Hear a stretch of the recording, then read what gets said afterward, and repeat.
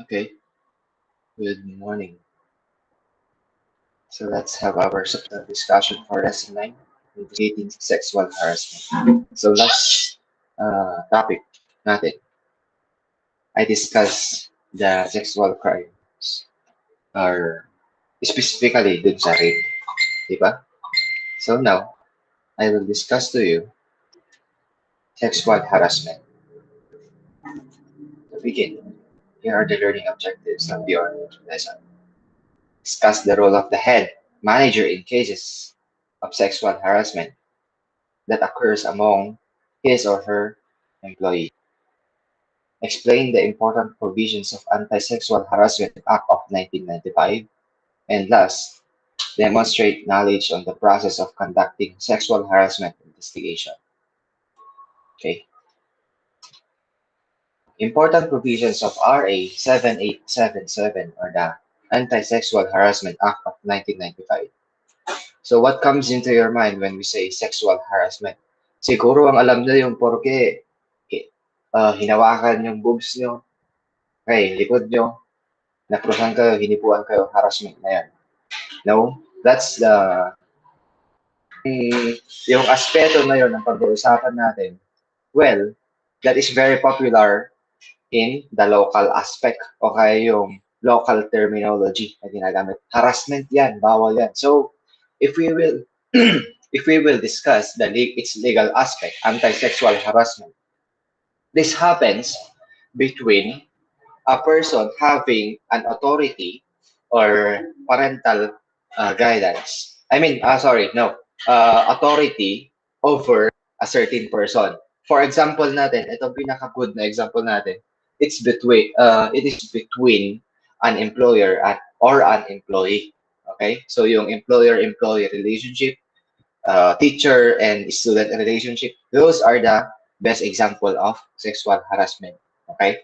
This law addresses the issue of sexual harassment committed in work and education or training environment. So even in training environment, for example, TESDA, okay naman, vocational schools, for example, yung trainee, tinuturuan siya ng pagbe-bake o kaya ng cookery o kaya pag-vulcanize, pag-embalm, or any vocational activities as long as the trainer and the trainee are involved.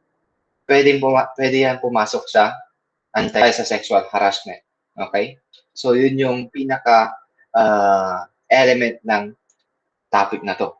So, for example, ako, ordinary citizen, hinawakan nila yung sexual organ ko. So, against my will. Pwede ko ba silang kasuhan ng sexual harassment? The answer is no. It will fall under the acts of lasciviousness. Pero ako ay isang estudyante, meron akong teacher, pinagsamantalahan ako, hindi naman ni-rape, o hinawak-hawakan ako, hindi puwan ako. Ang kaso dun is sexual harassment because the teacher has authority over me. O kaya, he or she is exercising an authority over the student. Ako yun.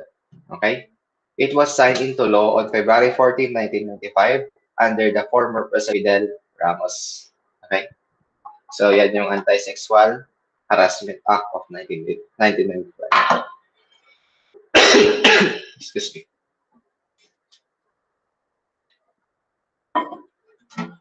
Medyo makati itong lalamunan natin.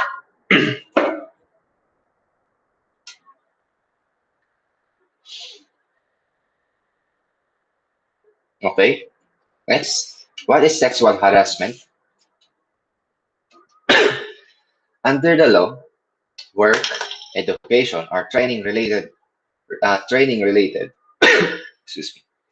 Sexual harassment is committed by an employer, employee, manager, supervisor, agent, or the agent of the employer, teacher, instructor, professor, coach, trainer, or any other person who, having authority, influence, or moral ascendancy over another in work or in training, education, environment, demands, requests, or otherwise requires any demand request or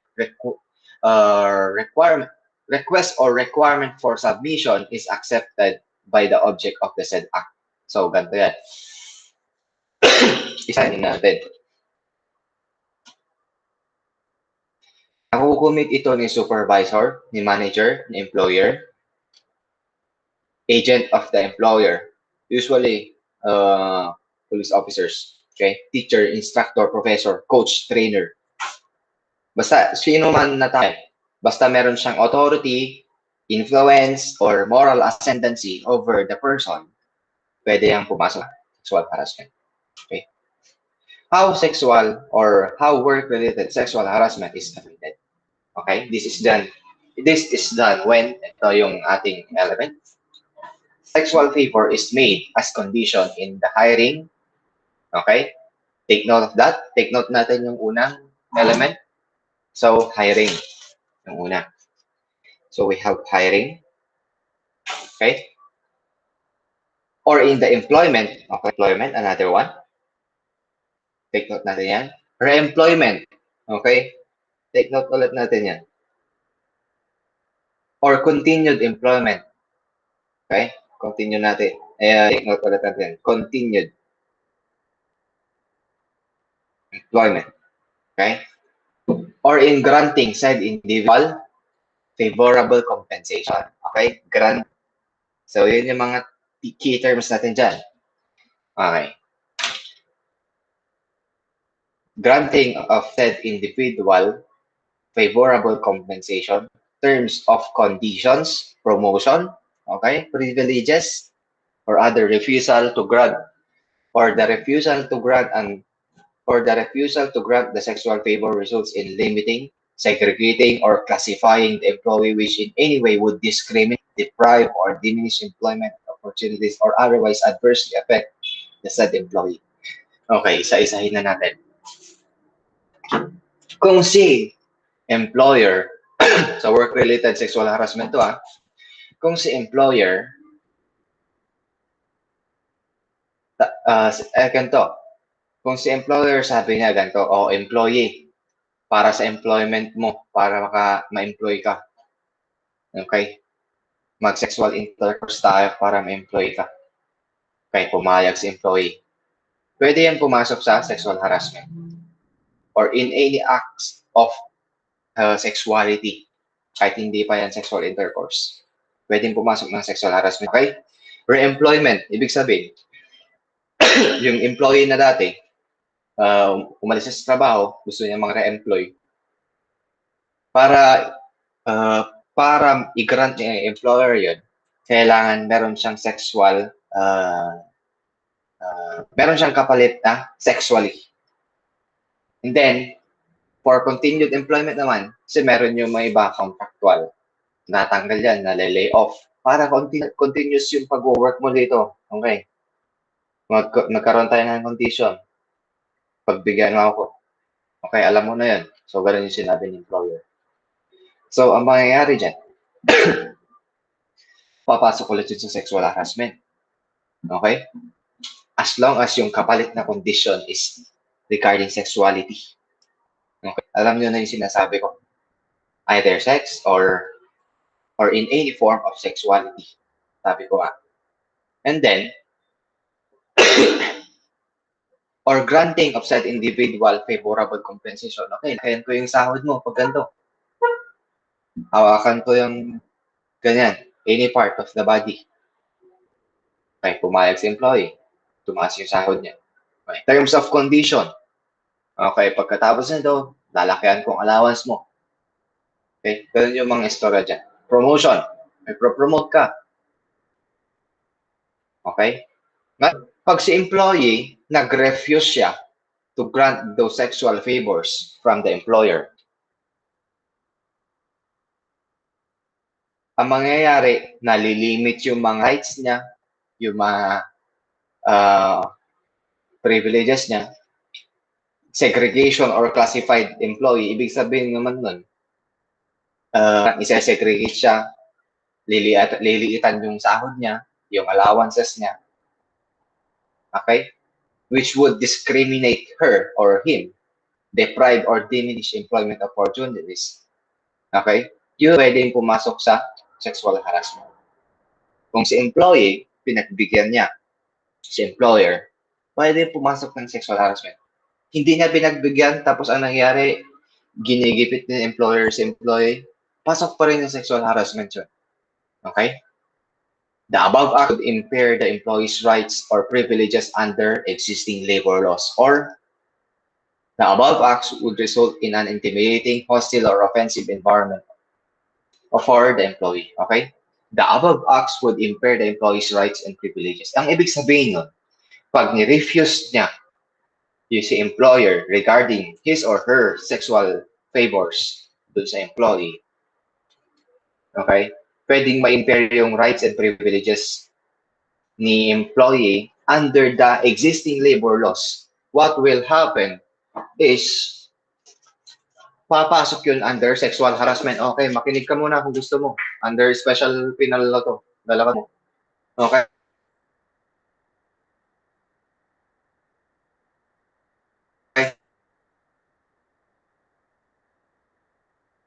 Intimidating, hostile, or offensive environment. Favor ni employer, papasok pa rin yun sa sexual harassment kasi nga na-i-intimidate si employee, magiging hostile ang management sa kanya dahil kay employer, magiging offensive yung environment ni employee dahil kay employer. Pasok na pasok yan sa sexual harassment.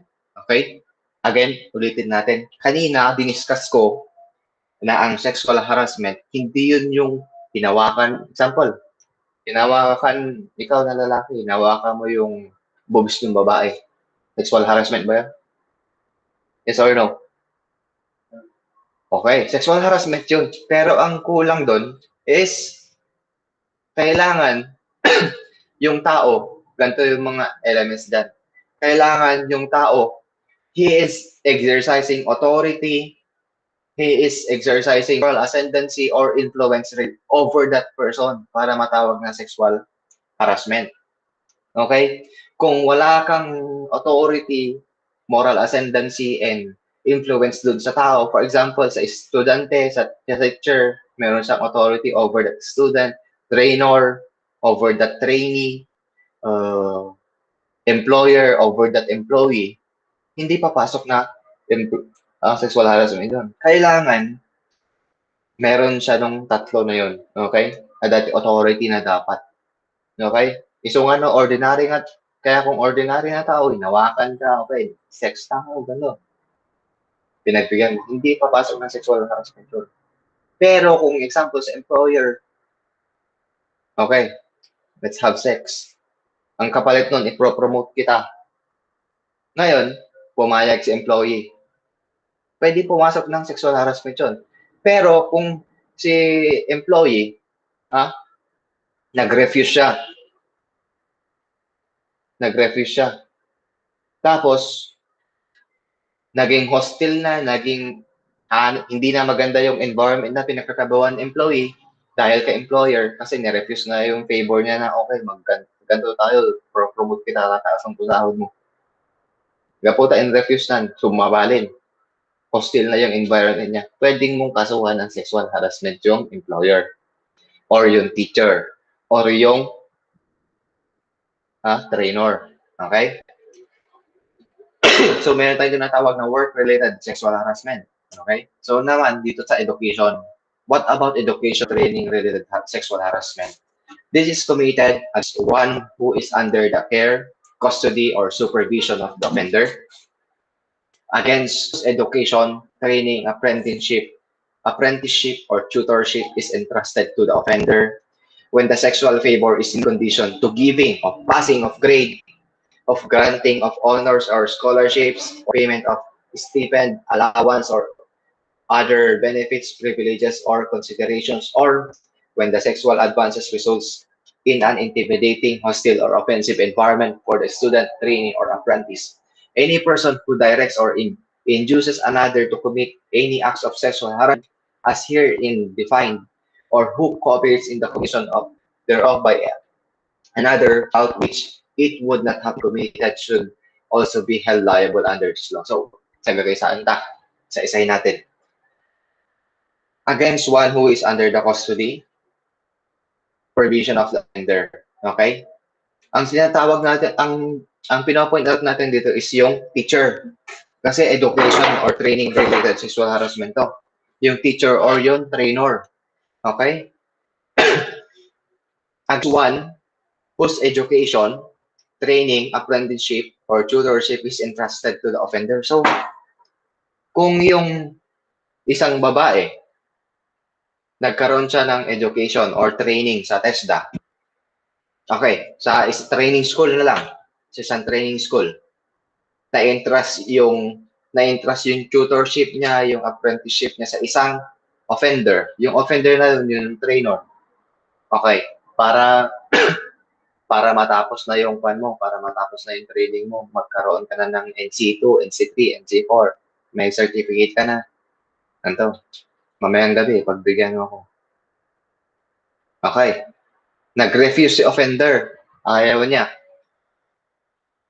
So, si trainer, naging offensive, intimidating, naging hostile.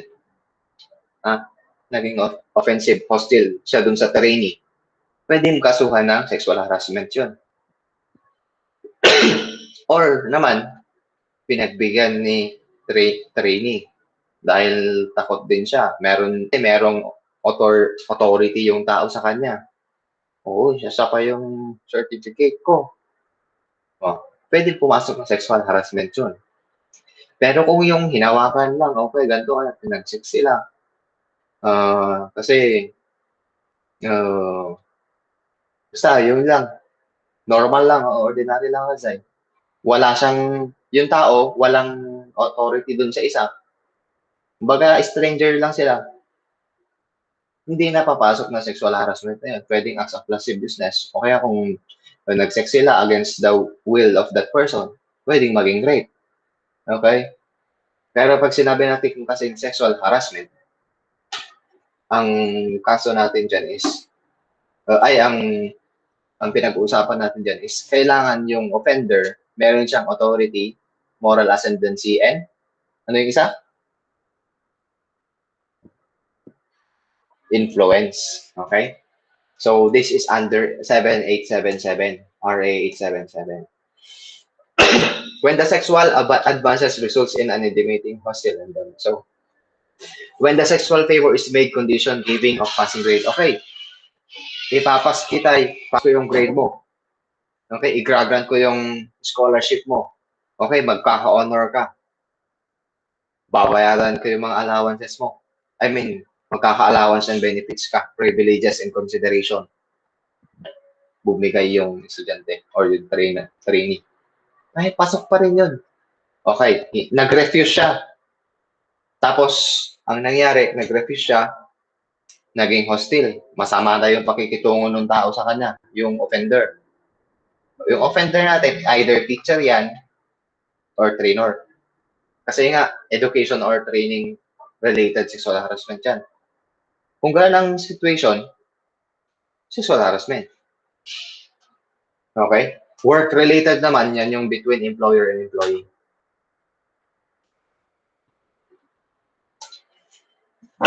Okay? What is the duty of the employer or head of the office in a work or education, training, or environment?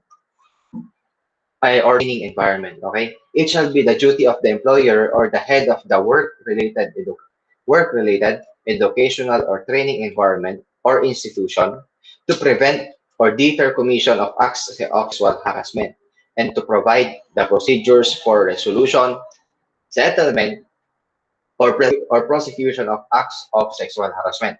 Towards this end, the employer or head of office shall, number one, promulgate appropriate rules and regulation in consultation with jointly approved by the employees or students or trainees through their duly designated representatives prescribing the procedure for the investigation of sexual harassment cases and the administrative sanctions thereof. So, ang duty pala ng employer or head of office in the work, education, or in training environment is promulgate appropriate rules and regulation.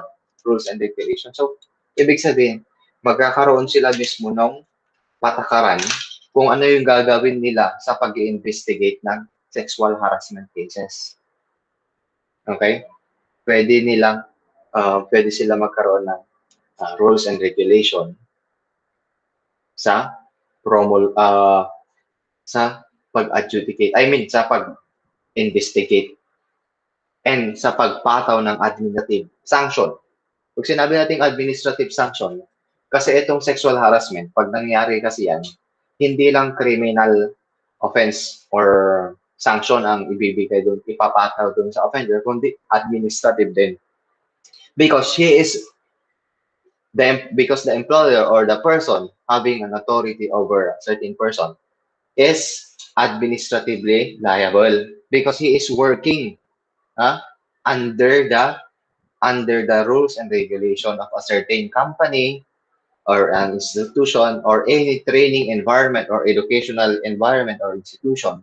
Meron niyang rules and regulation regarding sexual harassment. So, administrative case, isa rin yan sa kaso nila. Hindi lang criminal case. Kasi itong di ba, itong hindi naman considered na administrative case itong sexual harassment.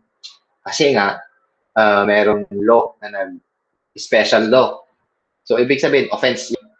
Di ba? Pag yung isang act or violation is violating a certain special law. Pag sinabi natin special law, yung Republic Acts, Presidential Decrees, yung mga ginawa ng state, ang tawag natin is offense. Pag yung revised penal code or the criminal law naman na balik, anong tawag natin sa kanya? Felony. Very good. Pag ordinance naman, misdemeanor. So, pag yung mga laws naman or rules and regulation ng isang certain institution or organization or office, administrative case. Okay? Gets mo?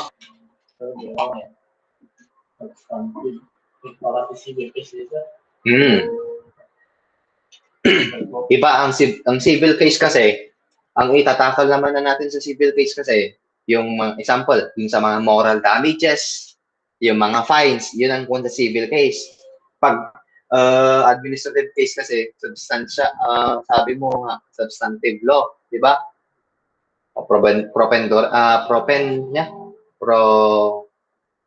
Propendurance of evidence. Pag naaalala ko yung terminology sabi ko, basta yung propendurance,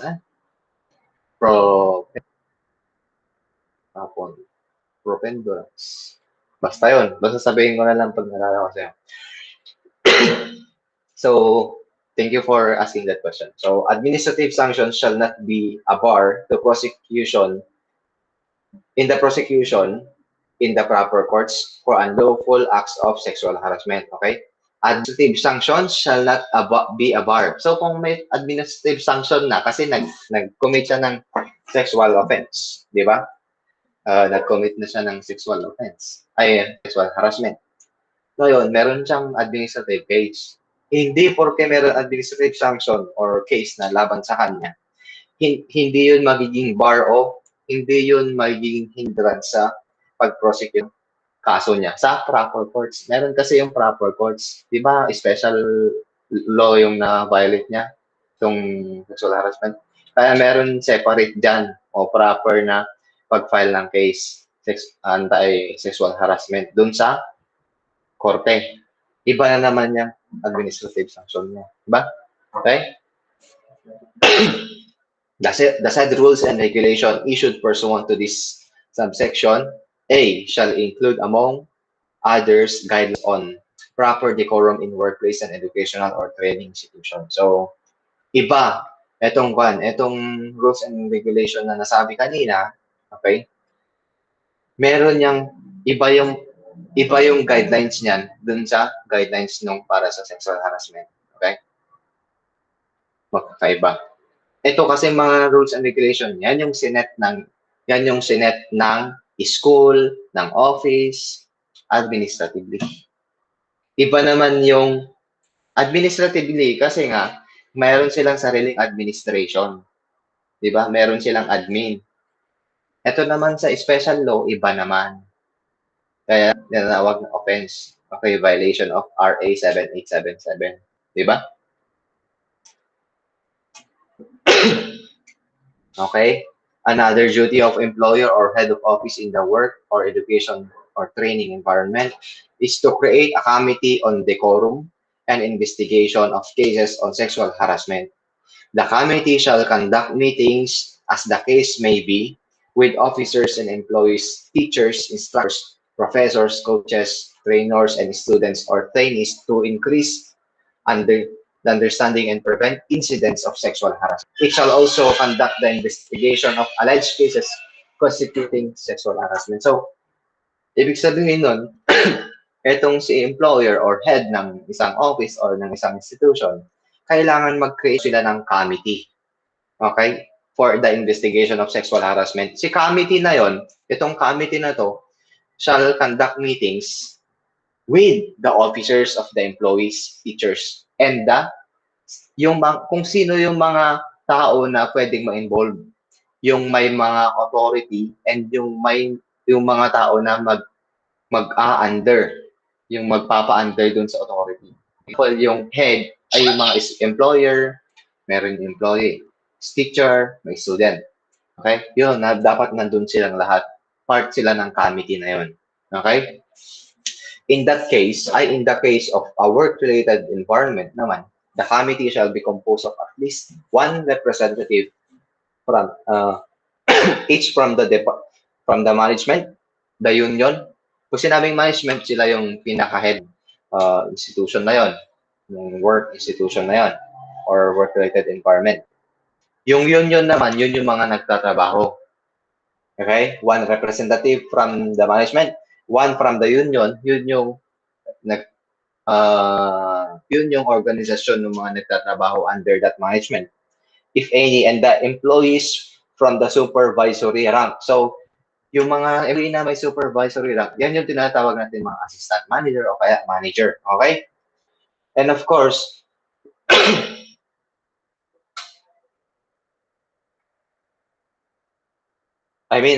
assistant manager or yung mga tinatawag na supervisor. Okay? Isa ring representative from them. And from the rank and file employees. So, yung mga iba pang employees na mayroong high ranking. Okay? Files. And of course, in the case of educational or training institution naman, the committee shall be composed of at least one representative from the administration, yung admin. For example, dito sa school, yung admin natin. From the trainer, sino ba yung example sa criminology, yung trainer, o kaya naman sa techbook, one trainer na mekaniko, instructors, okay, one teacher from the Department of Blank, one representative each, professors and coaches and students or trainees such as the case may be. So, ibig sabihin, yung committee na ibubuin sa work-related, sa educational or training institution or related, educational or training-related environment, ang kailangan ng committee na yun is lahat ng mga pwedeng maging involved sa sexual harassment. Hindi mo pwedeng involve yung mga outsiders. Okay? Okay. Nanay nanay nung probable na maging biktima. Pwede bang maging committee? No. Because it's not under that committee. That environment. Kung yung teacher, hindi, itong committee kasi, kung sino yung mga pwedeng ma-involve na sa sexual harassment, sila yung nandun na representative o part ng committee. Hindi pwede yung mga outsider. Barangay tanod barangay o captain. Hindi pwede.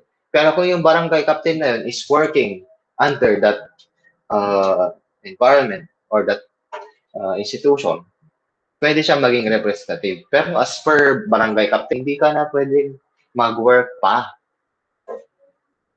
Kasi pag ikaw ay nagtatrabaho na sa government, tapos na-employ ka pa sa ibang ganito, hindi na pwede as long as private. Basta hindi niya masasagasaan yung schedule mo ng Monday to Friday. As long as Saturday and Sunday lang, okay lang. Pero pag you are from the government, employed ka sa gobyerno, tapos employed ka pa sa iba na pinagtatrabahuan, tapos Monday to Friday din, may conflict of interest. Okay? The employer or head of office, educational or training institution shall disseminate or post a copy of this act for the information of all concerned. Okay? Remember that. Yung employer or head of office, educational or training institution shall disseminate or post a copy of this act for the information or of all concerned. So, sample, dito sa atin, sa school, magpo-post tayo ng about just anti-sexual harassment act. Magpo-post tayo kung ano yung mga guidelines na mga pwedeng maging sanction. Ano yung mga pwedeng gawin ng estudyante para ma-prevent ang sexual harassment. Ipo-post natin yan dyan. Okay. Kaya nga yung, for example, bawal ang fixer. Anong gagawin mo pag may fixer? Di ba pinopost nila yung mga ganon? So, ganon din ang ginagawa natin dito sa sexual harassment. Okay, what if the employer or head of the office did not undertake any action despite his knowledge or sexual harassment? So, sabi nga kanina dun sa provision, employer or head of office, educational or training institution shall be solidarily liable for damages arising from the acts of sexual harassment committed in the employment, education, or training environment if the employer or head of office, educational, or training institution is informed of such acts by the offended party and no immediate action is taken. So, ang ibig sabihin nun, kung alam nila or na-inform sila na may nangyaring sexual harassment act, tapos hindi nila handa nga in kaso, hindi sila nag-act or they did not take an action to I mean to adjudicate or to solve the case, pwede silang maging liable. Okay? They are solidarily liable for damages arising from that. So, pwede din silang makasuhan ng administrative and civil case.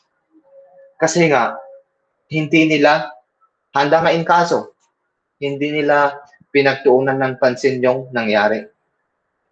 Despite of the fact na mayroong administrative, ay meron silang rules and regulation na promulgate. Okay? Can an offended party seek redress by taking independent action? Okay? As an offended party may take independent action for damages incurred in the act of sexual harassment, she may also avail of it. Okay? Ang ibig sabihin yan, she or he, ay sabihin ng taking independent action, pwede siyang mag-file ng case separately. Okay? Sa korte. An offended party may take independent action for damages incurred in the act of sexual harassment. Ano ba yung mga damages na pwedeng may incur? Okay, masisiraan ng integridad niya. Pwede siyang matroma. Moral damages. Civil damages. Okay? Masisira yung pangalan niya, yung reputation niya. Yun. What are the penalties applied to offenders? Okay. Any person who violates the provisions of this act shall, upon conviction, be penalized by imprisonment of not less than 1 month nor more than 6 months, or a fine of not less than 10,000 pesos, nor more than 20,000 pesos, or both. So, basahin mo na lang nasa module na yan. Any action arising from the violation of the provisions of this act shall prescribe in 3 years. Okay? So, yan yung sexual harassment. Less than 1 month nor more than 6 months. So, not less than 1 month, at also more than 6 months. So, ibig sabihin, from 1 month to 6 months ang pwede mong maging penalty. Yung imprisonment mo, sexual harassment. Okay? What is that needed to file a case for sexual harassment? Okay, ito yun. Pwedeng testimonial evidence, affidavit of complainant, and witnesses. Ang ibig sabihin yan, magso-sworn, meron kang written sworn statement. Okay, you are stating that you are complaining against this person. He committed a sexual harassment. O, i-mention mo yung ano yung ginawa niya. Okay. Kapalit daw ng promotion ko. Kailangan magganto kami. Hindi ako pumayag. Hey, lagay mo yun. Then, affidavit mo. Paano maging affidavit yan? Ipanotary mo. Ipanotarize mo sa public attorney o public notary. Then, documentary evidence. Contract of employee. Kailangan na may contract ka. Kasi pag wala kang contract, ibig sabihin, you are not employed. Therefore, yung employer na yun, wala siyang authority over kasi hindi ka employed dun sa pinagtatrabahuan mo.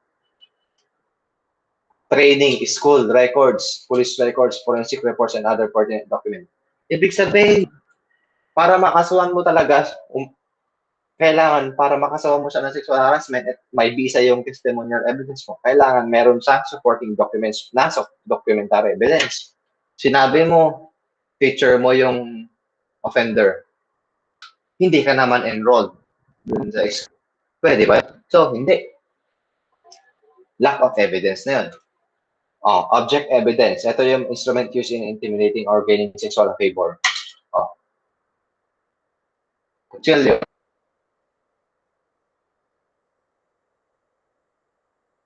Ba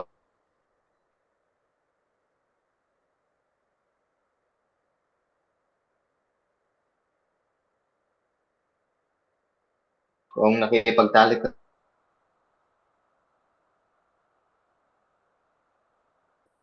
So, yan ay other evidence relevant. Pag sinabing relevant, konektado siya dun sa crime. Any question?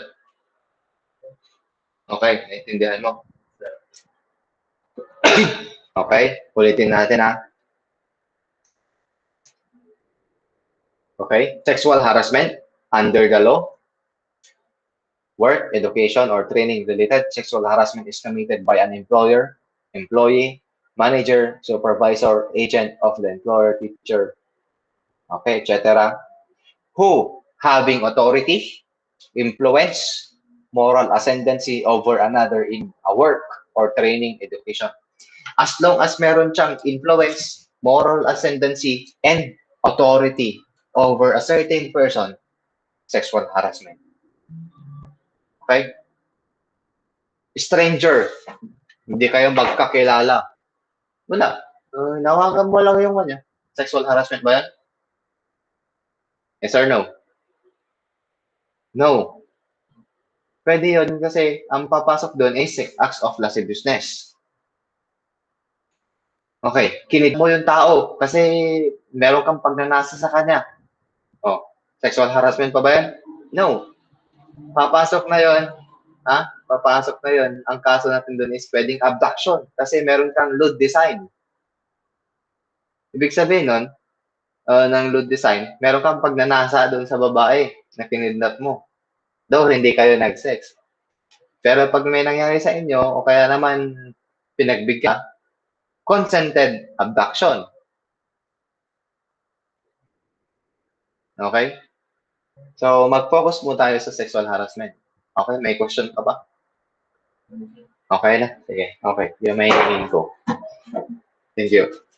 So, may question kayo regarding our topic, you can message me in our group chat.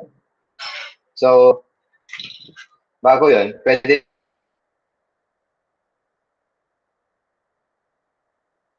naman discuss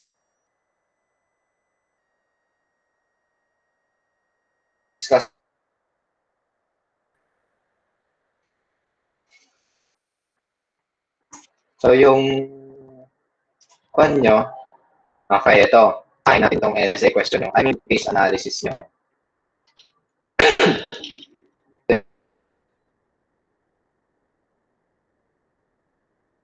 Yung question ng requirement nyo.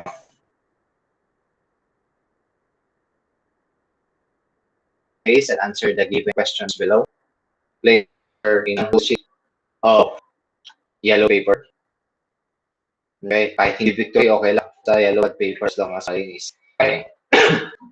As Zakai is the human resource manager of IS company, they are in need of an administrative aid in HR department where Azakai was stationed. Hiring was publicized and applicants to apply. Martina Tungang is a beautiful applicant and very much willing to do anything